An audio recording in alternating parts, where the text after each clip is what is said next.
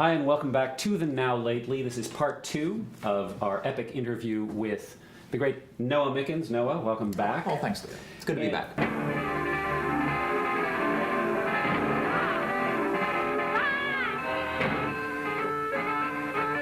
So you're in LA until 96. Correct. And you and a group of people, like what? Like a dozen people? 9? Well, let me think. 10.3? Well, let's see here. It was me and my wife, Robin, and our son, Alexis, who was just a tiny baby at that time. And my friends Wayne and Georgia, who were a couple. My friends Robert and Heather, who were also a couple. And also Dean and Lisa, who were also a couple. I think there were 9 of us. Sounds like 9. Counting my kid. Okay, so that's a lot of people to just decide to move en masse from LA to Portland, but you did this in 96. When I arrived in Portland, I was, of course, immediately impressed by just the beauty of the place and the clean water and the clean air, and there's trees and there's no trash on the floor.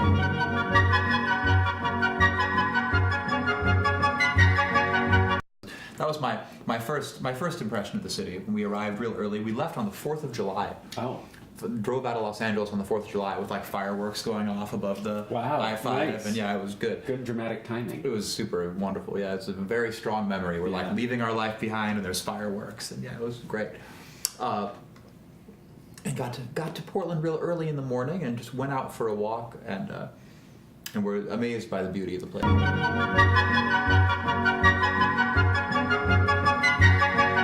We gravitated toward the Stark Street neighborhood early on. Okay.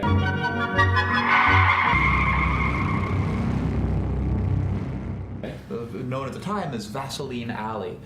And we were staying at the Ben Stark Hotel, now the Ace Hotel. And I was washing dishes at the Roxy on the graveyard shift. Nice. It was. Perfect. Yeah, right? Yeah. It was like so Portland. Yeah.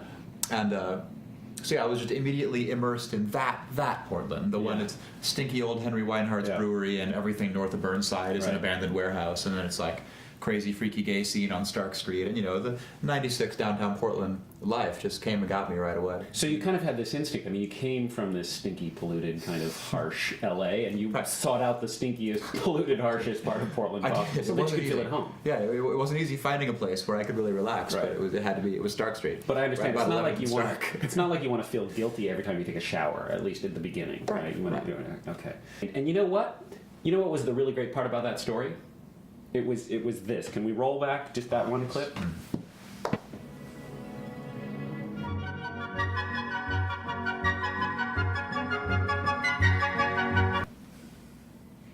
When I moved to Portland, I was like a young father with a wife, and I didn't graduate from high school or anything, so I had not what you would call a bright future ahead of me. I had no reason to expect that I would be the ringmaster of a professional circus or anything like that. It was just like I was just barely scraping by for years on like really, really bad jobs. And I worked as a dishwasher. I worked in a recycling plant as a line picker. Like a sorter? Yeah, at a big paper recycling, Smurfit Recycling up on Foster or something like that. Worked there. I worked a bunch of dumb jobs. Like some office temp kind of jobs. I got clerical skills, so I can get those kind of jobs sometimes. Yeah. It was just real low life scene for me for a long time, until my wife and I broke up awfully suddenly. Like just all of a sudden, she left the kids with me. So I was this single dad very, very suddenly, and that actually inspired me to. I was working at a market research company doing telephone surveys. Oof. Yeah, and but because I had these kids and suddenly needed a lot more money, I basically lied my way into a job at Symantec, the software company that does all the Norton everything, antivirus stuff, all that. I mean, again, I was a high school dropout with only very rudimentary computer knowledge and a lot of office skills. I could type 10 key and all that kind of stuff. So I just lied. I lied about what I was able to do and what I knew, and got this job as a QA engineer at Symantec, making quite a lot of money at the time, and used that money to support my kids and get us set up a little bit better.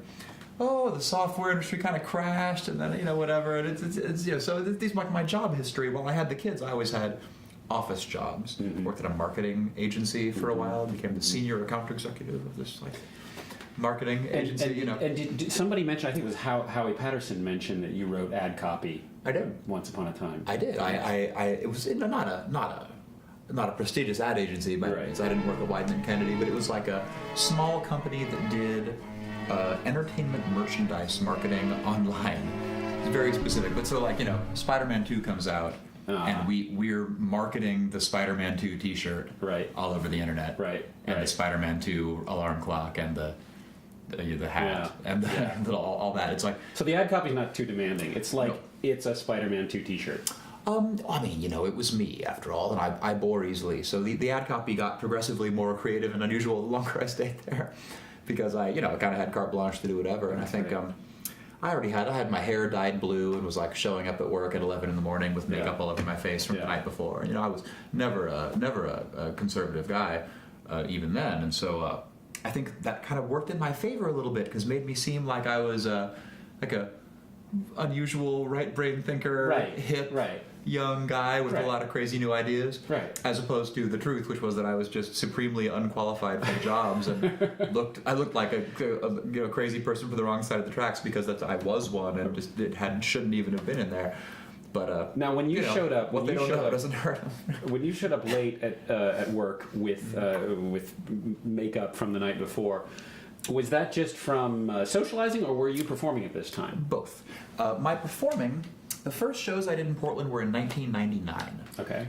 I fell in with a group called Two Girls Performative Arts. Number 2 GYRLZ. Like this. Yeah. And no, it was here. It was GYRLZ. Nah, I see. Two girls. Right. Oh, and it was the number 2.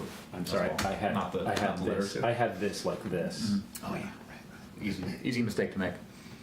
It's the art world after all, so it could have been anything. Who knows? I mean, what is language? No.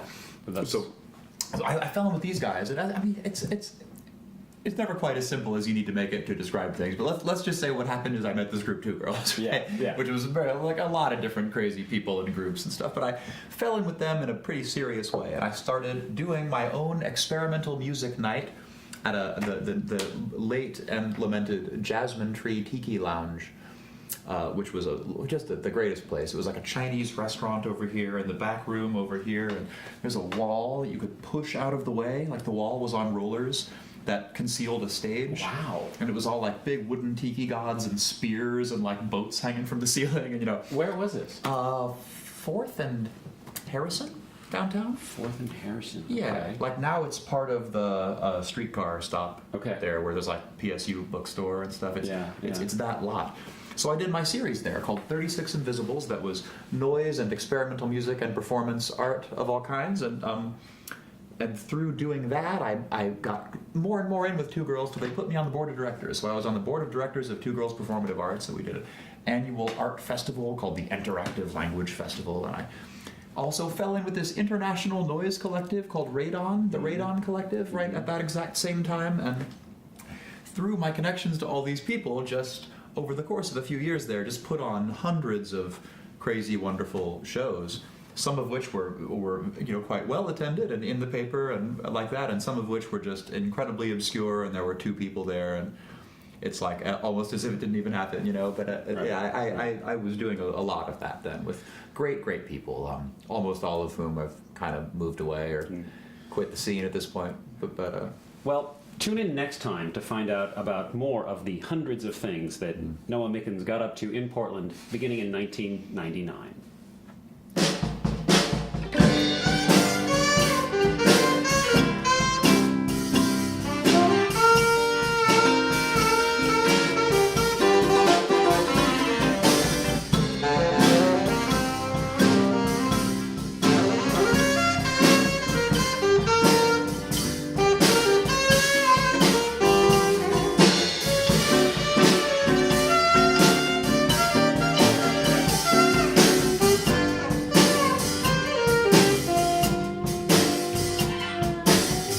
My mama done told me when I was in pigtails.